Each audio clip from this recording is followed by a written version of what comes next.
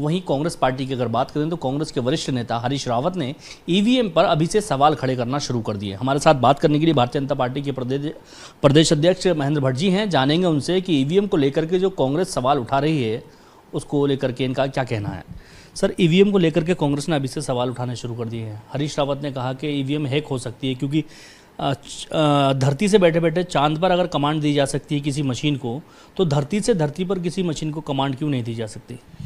देखिए, हरीश रावत जी जैसी उम्र बढ़ती जा रही है और वैसे उनको कौन से विषय किस स्तर पर बोलने चाहिए उस मर्यादा को खोते जा रहे हैं। देखिए, भारतीय निर्वाचन आयोग ने सभी राजनीतिक दलों से समय समय पर ईवीएम के बारे में जो भी प्रश्न खड़े हुए उसका समाधान किया गया, उसका समाधान का रास्ता निकाला गया। अभी सुप्रीम कोर्ट ने भी विधिवत रूप से ईवीएम पर प्रश्न खड़ा करने वालों पर वैधानिक कार्रवाई तक की बात कही गई है। निर्वाचन आयोग के अंदर जहाँ जहाँ कांग्रेस जब निर्वाचित होती है तो कांग्रेस को तब ईवीएम ध्यान नहीं आती है, इसलिए सीधा सा मत है। और हमारे राष्ट्रीय नेता ने पहले से हम कहा है कि जैसे जैसे मतगणना का समय आएगा कांग्रेस हार स्वतः ही स्वीकार करनी प्रारंभ करेगी और उसके लिए वो ईवीएम को दोषी बताना शुरू कर देंगे। और वो परिणति शुरू हो गई है। अब 4 तारीख तक आते आते कल एग्जिट पोल आने शुरू हो जाएंगे 5 बाद, उसके बाद फिर ईवीएम ये गाना प्रारंभ हो जाएगा। लेकिन क्योंकि भारतीय संविधान की व्यवस्था है, भारत निर्वाचन आयोग की जो व्यवस्था है उसके आधार पर पूरे देश का निर्वाचन हुआ है और कांग्रेस सीधे मायने कांग्रेस जिस स्थान पर चुनाव जीतती है तो फिर वहाँ के ईवीएम के लिए कौन दोषी है।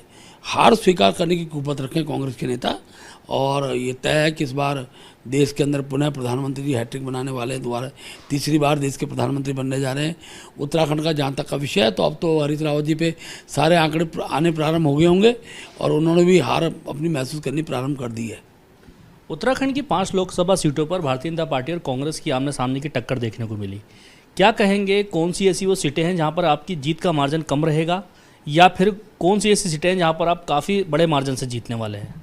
देखिए, भारतीय जनता पार्टी 5 सीटें बड़े मार्जिन से जीतने की स्थिति में है, क्योंकि हमने जिस रूप में चुनाव लड़ाया है और हमारा जो बूथ प्रबंधन है मैं उसके आधार पर कह सकता हूं कि भारतीय जनता पार्टी का मतदाता मतदान केंद्र तक पहुंचा है।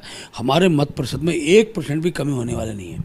ये भी सच है कि कांग्रेस की निराशा ने मत प्रतिशत को गिराया है। अब कांग्रेस के वोटर को मतदान पेटी तक लाना हमारा काम तो था नहीं, इसलिए कांग्रेस को जो हार दिखाई दे रही है पिछली बार से और अधिक मतों से हार उनको दिखाई दे रही है और इसका परिणाम आपको 4 तारीख को दिखाई देगा। भाजपा ने लक्ष्य रखा था कि हर लोकसभा से हम 5 लाख मतों से अधिक से जीतेंगे, लेकिन कुछ सीटें तो ऐसी हैं जहां पर 6 लाख 6.5 लाख ही वोट पड़े हैं। तो ऐसे में 5 लाख वोट अकेले आपको कैसे मिल जाएंगे जीत के। देखिए, मैंने कहा ना, हमारा वोट जो है 100% भारतीय जनता पार्टी पक्ष का वोट आया है। हमारा वोट हर बूथ पर भारतीय जनता पार्टी शुरू में अपने कार्य पद्धति में उस आधार पर हमको वोट प्राप्त हुआ है। और मैं आज भी कह रहा हूँ कि कांग्रेस को मिला 50-60 हज़ार वोट तक भी समेट लें किसी लोकसभा के अंदर तो उनकी बड़ी उपलब्धि कहलाएगी। अधिकतम पड़े हुए मतदान का जो 90% अधिक मत है वो भारतीय जनता पार्टी पक्ष में आने वाला है। वही आधार हमारा 5 लाख मतों का कहने का है और मुझे पूरा विश्वास है कि हम 5 लाख मतों से ही प्रत्येक लोकसभा को जीतने जा रहे हैं। चलिए, हमारे साथ बात करने के लिए भारतीय जनता पार्टी के प्रदेश अध्यक्ष महेंद्र भट्ट जी थे, जिनका दावा है कि हर एक लोकसभा सीट से भारतीय जनता पार्टी लगभग 5 लाख मतों से अधिक से जीत करके यहां पर अपनी जीत दर्ज करेगी। उत्तराखंड में 2 बार से लोकसभा सीटों पर भारतीय जनता पार्टी का कब्जा है पिछले 10 साल से, तीसरी बार अपनी हैट्रिक लगाने का दावा कर रहे हैं। वहीं कांग्रेस की बात की जाए तो कांग्रेस भी कुछ सीटों पर अपनी जीतने का दावा कर रही है, लेकिन ये देखने वाली बात होगी कि 4 तारीख को जनता किसके साथ जीत का ताज पहनाती है। Danish Khan, ABP live, Dehradun.